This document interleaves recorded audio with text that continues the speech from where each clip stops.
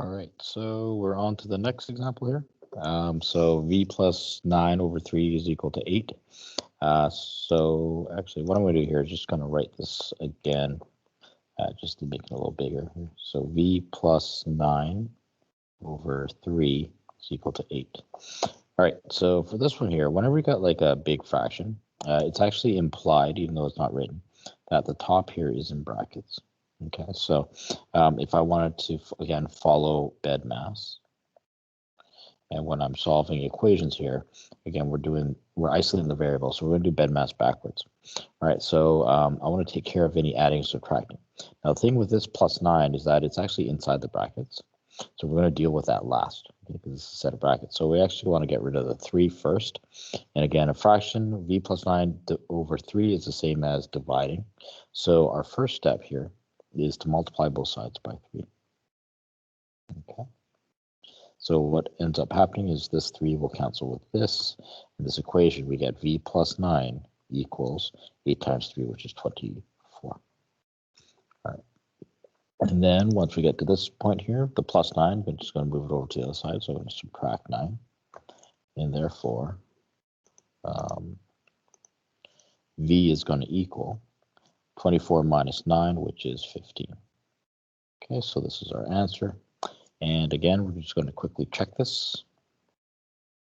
So to check it, I'm going to plug in 15 in there for the v into the original. So I get 15 plus 9 over 3 equals 8. All right, so if we work this out, 15 plus 9, again, it's implied that this is in brackets, even though there's no brackets there, but it's one big fraction. So 15 plus 9 is 24. 24 divided by 3 equals 8. And 24 divided by 3 is equal to 8. So the left side does match the right. All right, cool. Now, this is the last equation. All right, so this time here, we got a set of brackets. There's actually there's 2 ways that you can actually solve this. All right, I believe that you're probably natural instinct. All right, so based on what you were taught in previous math classes, is to get rid of the brackets. Okay, so this is the first way I'm going to show you. I'm going to show you 2 ways to solve this. So, anyways, to multiply the 10 inside the brackets to distribute it, which is fine. Right? So I got negative 10 equals. Now 10 times k is 10k. 10 times negative 9 is negative 90. Okay, so now I want to isolate the k. I'm going to move the negative 90 to the left-hand side. So that's plus 90. All right, so on the left here, negative 10 plus 90 is positive 80. So 80 equals 10k. And then divide both sides by 10. These cancel, and k is going to equal 8. All right, so that's one way of solving this. The second method to solve this equation, and we'll get the same answer here,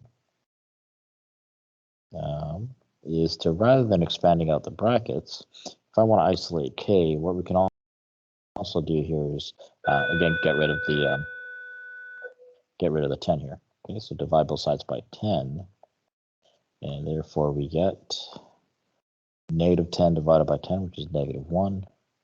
And these 10s cancel, so we're left with k minus 9.